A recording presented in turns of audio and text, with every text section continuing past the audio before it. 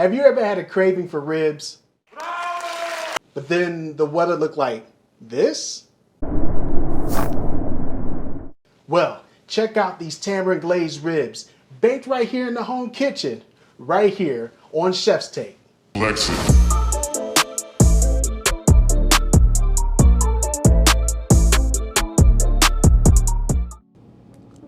To get things started, what we have are spices, and you can see the list of spices at the bottom of the screen. And this is for our homemade 5-spice blend. 2 of those spices are whole, so what we're going to need to do is grind those up. Working with whole spices gives us the ability to work with the maximum flavor from the spices. And check out the classes at www.aave-eats.com. Register for a class today and you will be cooking with a professional chef like me.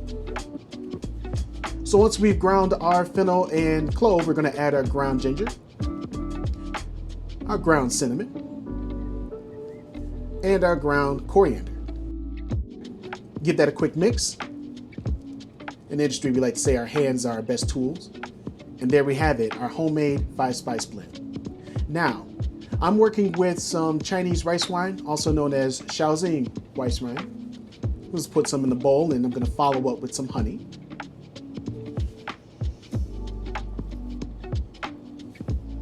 And then we're going to give this mixture a quick mix.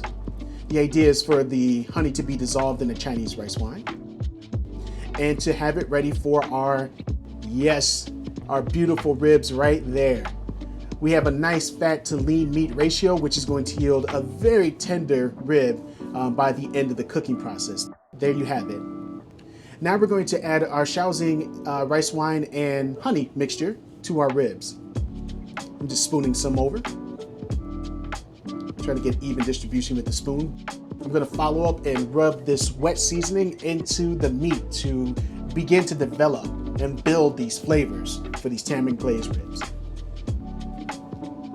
Can't forget about the backside, so we're going to give it the same treatment. We'll flip over the ribs, and then we're going to add more of that honey and Shaoxing rice wine. I didn't remove the back membrane of the ribs, but I can guarantee you these ribs will be fall off the bone tender by the time we're done. Next, we're going to season with salt. And as chefs, we like to season nice and high, so as you can see, the salt has a chance to be evenly distributed over whatever we're seasoning, and of course, in this case, it'd be our ribs. Next, some fresh cracked black pepper. And then, of course, our homemade 5-spice. Just gonna season again nice and high, just as we did with the salt, just to ensure that there's even coverage in our seasoning. And I'm gonna rub these wonderful seasonings to continue to build the flavors of these ribs. Rub that seasoning into the meat. Delicious. Oh, we don't want to forget about the other side. Same treatment, salt, pepper, 5-spice, and we're gonna rub it right in. And I should mention at this time too, that of course in between takes, I'm definitely washing my hands as we go. Now, we're going to work with a little bit of aluminum foil and some parchment paper. I actually had some of that 5-spice blend left over, so I decided to season the ribs up a little bit more, just to really develop flavor. This next step here is a simple wrapping technique. Just want to wrap the slab of ribs in the parchment paper and then the aluminum foil. The goal of this is to ensure that we try to keep in as much internal moisture as possible during the cooking process. And again, that's going to help to yield very tender ribs from a cut of meat actually that is naturally tough, right?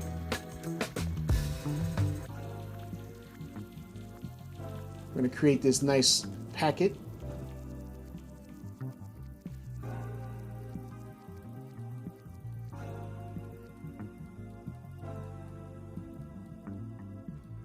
And there we have it. The ribs are going to go into the refrigerator for at least 1 hour to marinate. Now let's transition to our tamarind glaze. What we have here is the onion. I'm going to cut the top and bottom off. The reason why I like to do that is because I have the onion in a way where I can stand it up and then cut from the top to bottom, but not all the way through. And I can see how thick the cuts are too. Now the cut side of the onion faces me, and then the tip of the blade does not go past the edge of the onion to keep it intact. Then I turn the cut side to my knife hand and I go ahead and dice. Next we have garlic. And for the garlic, all I'm gonna do is a light smash at this stage just to try to separate the clove from the skin. And then from here, I'm just going to crush the garlic further just to make mincing of the garlic a bit more easier. Just gonna run my knife through the garlic as we see.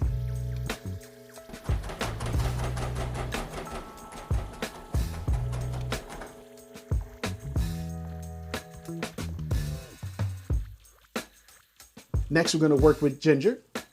And the best way to peel ginger is actually using a spoon, not a peeler, because you're going to actually maintain as much of the ginger that we want and not take too much away from peeling using a peeler.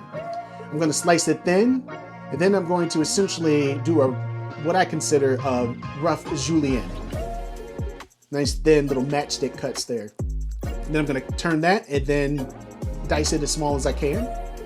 Oh yes, now it's time for the ribs to go into the oven. This is set at 250 degrees and we're going to cook these ribs for 2.5 to 3 hours. And here we have it. This is our mise en place, or all of our ingredients we're going to need for our tamarind glaze.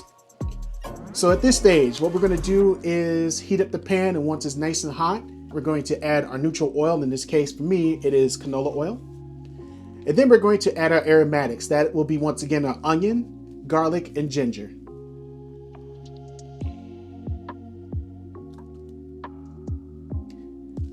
From there, we're going to do a gentle saute. We don't want too much color here. We just simply want the aromatics to soften up and to open up in terms of giving us as much of the flavor as we can get out of the aromatics. To help enhance that, we're going to add some salt, and also the salt is for seasoning. And we're going to add some cracked pepper. Once we saute for a little bit, we can see that the aromatics have softened up, and that's a good time for us to add our tomato paste. Sorry for the chef hand in the camera there. But now what we're going to do is mix the tomato paste right with our sauteed aromatics there. And we're going to cook that mixture for about 2 to 3 minutes. Again, we just want the flavors to begin to marry or to develop as we saute. Now we get to add our regular soy sauce or light soy sauce. And we're going to follow up with some dark soy sauce. And then I have some oyster sauce here. And then the star of the show, some tamarind concentrate. Now, this is fairly sour. So the idea is we want to have a nice balanced array of flavors. And so there goes in the brown sugar, followed up with a little bit of water. And we're going to give this a mix just to ensure that this brown sugar has dissolved. And we're also going to bring this sauce mixture to a nice simmer. That looks nice. And we want to simmer this for about 8 to 10 minutes or until the sauce is nice and thick. And as you can see there, I'm using a spoon in order to see if the sauce coats the back of the spoon, so I can get my proper thickness. Next, we're going to blend the tamarind glaze. So it's just mostly smooth. It won't be completely super smooth, but that's okay.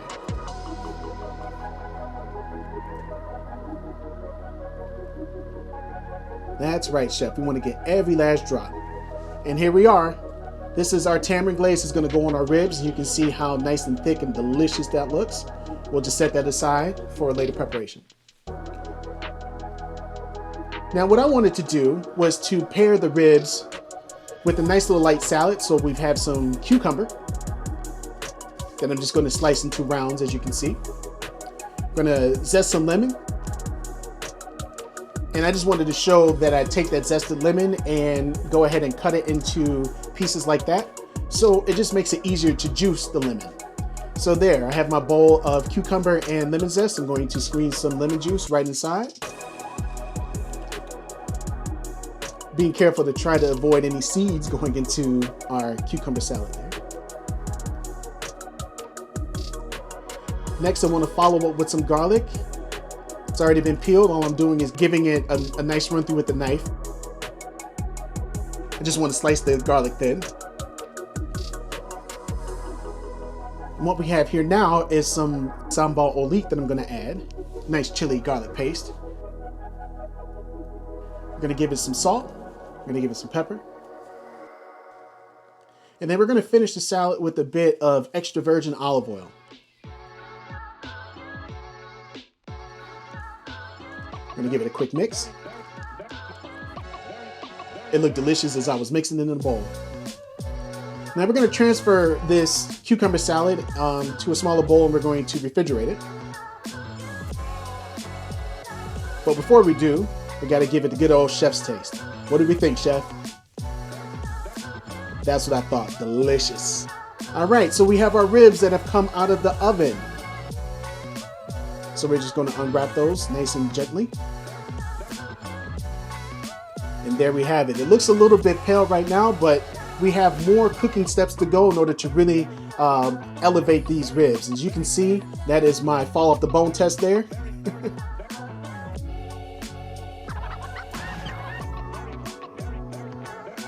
Now we transfer the ribs back to the pan on top of some aluminum foil.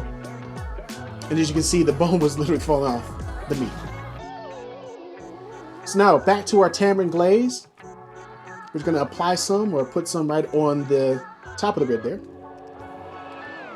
And yes, we'll brush that tamarind glaze right on the ribs.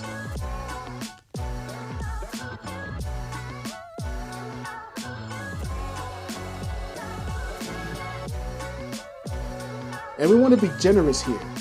This is what's going to continue to develop the flavors for the overall eating experience. And there we have it. Nicely glazed ribs.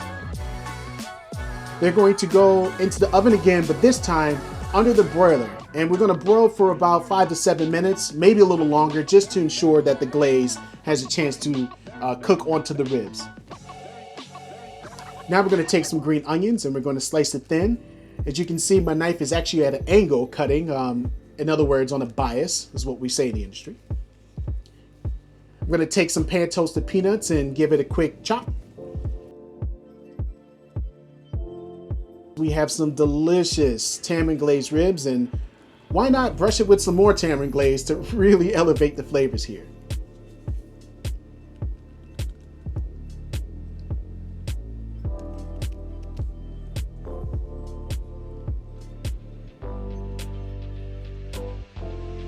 And there we have it. Some delicious ribs.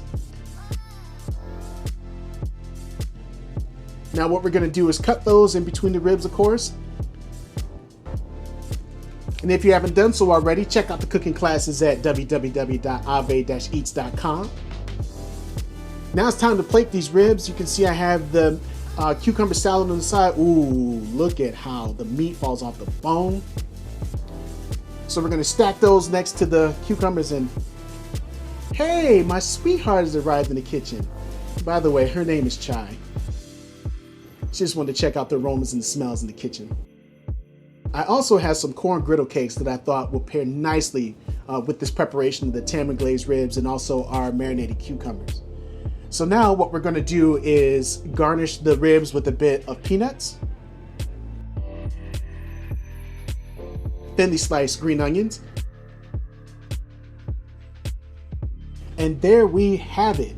Our tamarind glazed ribs with our cucumber salad and corn griddle cakes on the side. If you enjoyed watching this video, if you learned something from it, if you're a food lover like I'm a food lover, then please check me out for future videos on the horizon. We really love it if you like and subscribe to this YouTube channel. And we just thank you so much for watching. Chef Derek out.